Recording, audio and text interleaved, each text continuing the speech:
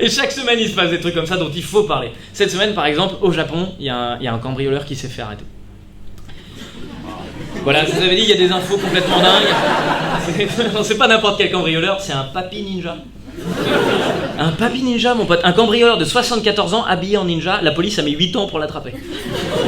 Il devait être dégoûté quand ils l'ont chopé. T'imagines, toute une brigade, ils ont mis 8 ans pour choper un papy. 8 ans. C'est-à-dire que quand tu cours après, tu t'imagines quelque chose, tu le fantasmes, le mec. T'as envie de le voir et puis de lui dire « Hey, tout ce que tu diras pour être retenu contre toi. » Et au lieu de ça, t'es obligé de faire « Tout ce que vous direz. Tout ce que... Ah. Tout ce que vous direz sera... » Oh, il me fait chier. Et je sais pas pourquoi, mais il y a un phénomène. Comme c'est un papy ninja, on n'a pas envie qu'il se fasse arrêter. Il y a 2 phénomènes d'empathie. Papy et ninja. Il y a 2 trucs. Je sais pas vous, mais il y a un côté, non, laisse tranquille Maître Yoda, tu vois. Pas envie qu'il se fasse embêter. Et après, tu te dis, bah attends, mais c'est pas parce qu'il est papy qu'il est mignon. Enfin, c'est comme les petits chiens. Des fois, il y a des tout petits chiens, tu fais, oh là là, regarde, il est grand, l'enculé. Et le papy, c'est pareil. Tu peux faire des ah, l'enculé. C'est pas ça que j'avais prévu de dire, mais je trouvais ça rigolo quand même. Oui, là, c'est pas parce que c'est... Enfin, tu vois, ça reste un cambrioleur. C'est un papy qui soit habillé en Wonder Woman, en Catwoman ou en je ne sais quoi, bah, ça reste un cambrioleur en vrai. Qui se la pète en plus. Hein. Oh le salaud, je sais pas si vous avez vu les articles, mais... Et les flics l'ont chopé, il a dit, bah, moi de toute façon j'allais arrêter. Oh l'enfoiré. C'est pas dégueulasse de dire ça? Genre c'est lui qui décide. Tu viens de te faire arrêter par la police, évidemment t'arrêtes, tu vas en prison. Ça me fait penser, tu sais, aux mecs qui font la course avec toi, quand t'arrives sur la ligne d'arrivée, tu te retournes et ils sont 50 mètres derrière. Je t'ai laissé gagner. Sinon t'avais aucune chance. Ben non, salaud, assume, t'as défait, t'as perdu, quoi, c'est tout, c'est comme ça. Et là, en l'occurrence, il a perdu, comment tu peux te la péter? Il se la pétait vraiment, hein. Il a dit aux flics, moi de toute façon, c'est cambrioler une baraque, ça me prend 10 minutes. Jamais plus de 10 minutes. Mais évidemment, il est cambrioleur, quoi, faut pas laisser de traces, hein. 74 ans, la prostate. T'as pas le temps de t'éterniser, hein, donc... Mais c'est bien, je suis content, il s'est fait arrêter, il va aller en prison. Il va avoir le temps d'écrire des poèmes et de les envoyer à Emmanuel Macron. Parce qu'il répond maintenant, Emmanuel Macron. C'est-à-dire que quand on voit un poème, Emmanuel Macron, il répond. Vous avez pas vu ça? C'est génial ce truc. Il y a une gamine de 13 ans qui lui a envoyé un mail, une poésie, en avril dernier. Et là, mercredi, il a renvoyé une poésie à cet enfant-là. 2 questions. Emmanuel Macron, il a 40 ans. Bientôt.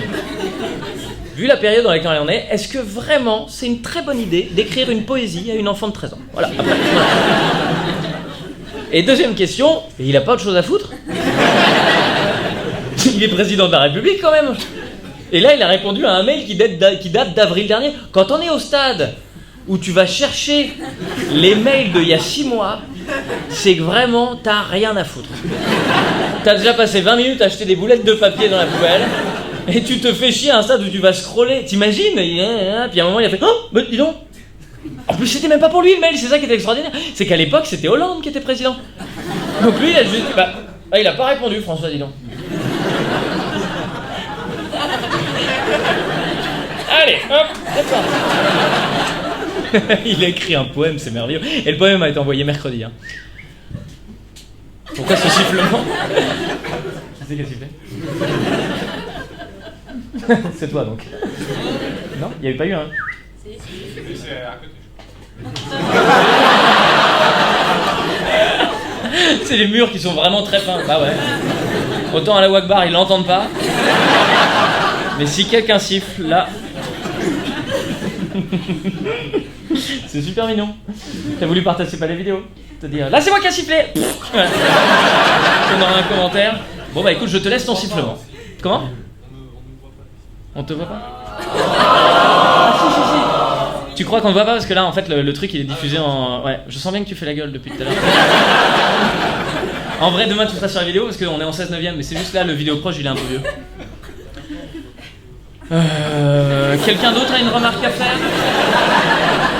Quelqu'un a une requête? Alors oui, c'est Jean-Marc Dumontet le nom du producteur, parce que vraiment les banquettes c'est pas possible. C'est Steph du fond de la salle.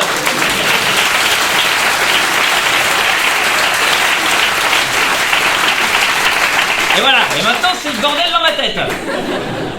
Je vais reprendre, je sais même pas où je vais reprendre. Je sais que j'ai fait ce geste-là, mais comme je l'avais pas prévu, du coup c'est une impro. Du coup ça me repère pas du tout dans le reste de ce que j'avais. Ah si, ouais c'est ça. Une tentative de... Moi j'en ai pas plus que toi.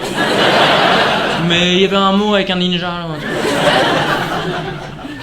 Non, en fait le vrai truc c'est que le mail, le poème il l'a envoyé mercredi.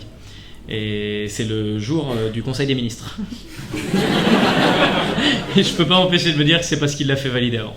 Je suis sûr, il y avait le Conseil des ministres. Bon, asseyez-vous. Alors, à l'ordre du jour, les attentats, le chômage, tout ça. Mais d'abord, je vais vous lire un poème que j'ai écrit pour ma Corrèze. Ma correspondante. Ouais, j'ai écrit un poème avec les ministres en face. Mais faut d'abord envoyer un message à Trump là pour les attentats. C'est bon, j'ai envoyé un coloriage. Alors.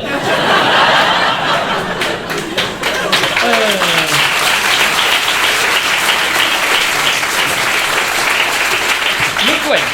Je le sais par cœur, hein. Vous jugez pas, c'est moi qui l'ai écrit. La Tour Eiffel. Vous allez voir, j'ai écrit comme si c'était moi la Tour Eiffel, mais en fait c'est... Oui. La Tour Eiffel. Je suis grande et je suis belle, la Tour Eiffel. De mes boulons jusqu'aux poutrelles, la Tour Eiffel. Même la nuit, je t'émerveille, la Tour Eiffel.